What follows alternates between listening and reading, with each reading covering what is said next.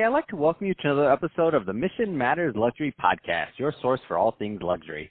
My name is Adam Torres. You can follow me on Instagram at AskAdamTorres to keep up with my book releases, book tour schedule, signings, all that other good stuff. Always love to connect with you there.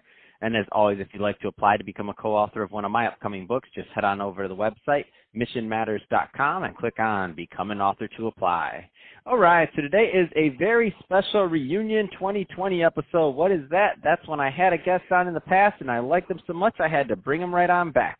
So today's special return guest is Daniel Adelstein, and he's Vice President of International Development over at Orangetheory Fitness.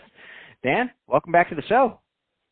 Thank you, Adam. It is a pleasure being on your show once again. It was amazing last time, and I got a lot of good feedback from a lot of different people, so I appreciate that. Oh, man, you're too kind, and I'm excited to get into today's topic. So we're not going to spoiler it for them yet, for the people listening, but I know you have some expansion going on, which is really awesome. But before we do that, I don't want to assume that all our new listeners caught the first episode. So let's just start off with giving an overview of Orangetheory Fitness, please. Certainly, Orangetheory Fitness is a comprehensive 1-hour workout that focuses on technology with group personal fit training in a small space, usually in an upscale environment. We are actually in 23 countries, and I know we'll talk a little bit about the development that we have going on. But this is something special, unique, and different in that we teach a class daily, globally, the same, but it changes every single day. And there's really a focus on treadmills, rowers, a weight room, heart rate monitoring, a friendly competition between parties where they can get in and get out, and they're not just walking around a gym not knowing what they're doing. They're actually being led down a path by a great, qualified, experienced coach that's going to lead them to get some awesome results that they're going to get if they, we hopefully attend 2-3 times a week if they can, if not more. They have the option to go as many times as they want, and everything is booked on their smartphone or on their computer, and their results are actually emailed to them from the class, which actually is, their heart rate monitoring results, the number of what we call splat points, how well you did, and how much excess post-oxygen, I don't know, EPOC is what we call it, but I get a little lost on how to actually say it, how much actually you're going to be losing in calories and burn even after the class.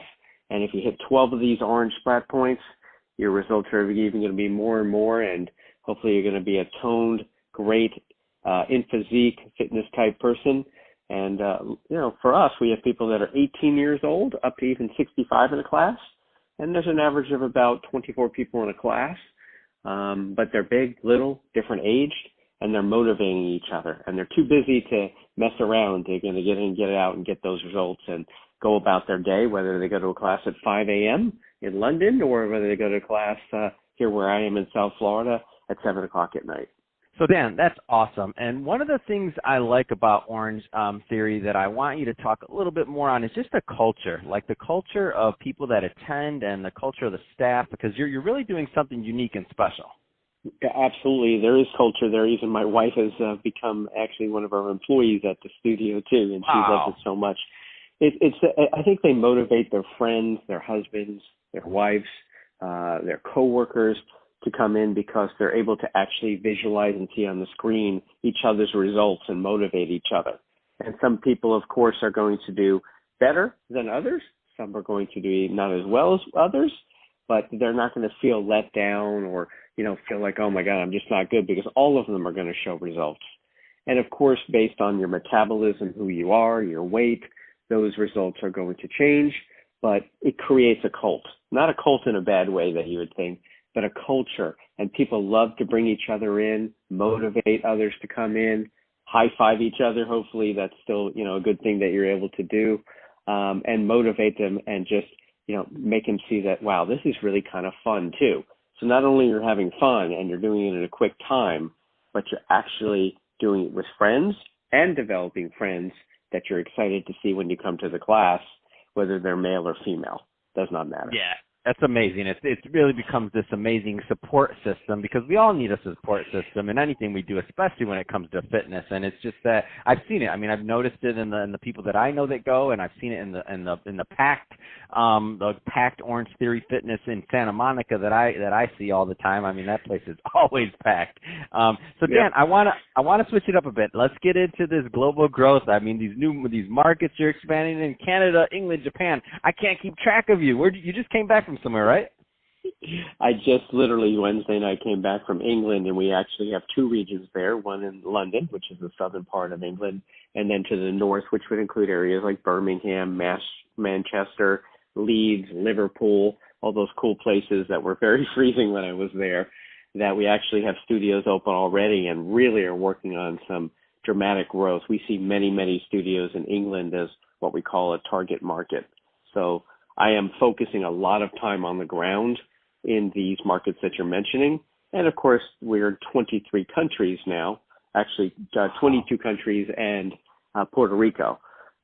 So I think that we are getting around everywhere, but there are ones that are certainly more important and have more capabilities in terms of doing studios, thus trying to secure real estate and spend time with our generally master franchisees is a big importance for us. Wow, that's awesome. And so how does, on your end, I'm just curious, how does the experience translate to different cultures, to me, it seems like it'd be pretty seamless because since you're taking the same type of classes, you can see what the other people are doing, it seems like it'd just be it's almost like the globalization of fitness is what you're doing. It is, because remember, you're doing the same class. So if I'm here from South Florida and I'm in England, my wife will take the same class here in Florida while I'm gone, as you'll say, as I'll take in, say, Wandsworth in one of our London studios.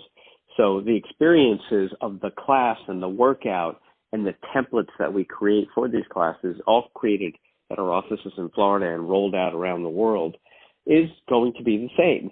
Of course, there are some different languages, there are some different cultures. We're talking about cultures, and we adapt the brand to that, along with the real estate even, to make it most conducive. But that experience, which is super vital to us, should be the same wherever you are. And I do travel a lot. It tends to be the same experience. And luckily, based on the size of us, a lot of people know who we are now. So when we come in, some of them hopefully have been in different markets, have already taken these classes and get an understanding of what they are. But you never know what you're going to get when you walk in the door, because they change daily. Oh, that's amazing. And so what's on the docket for the rest of the year, 2020, Dan? If you can wrap your head around it, what does your year look like? If I dare ask. Well, my year is looking like a lot of travel. Of course, unfortunately, with what's going on with the virus, it's going to slow it down a little bit, but that doesn't slow down us supporting and working with our teammates globally.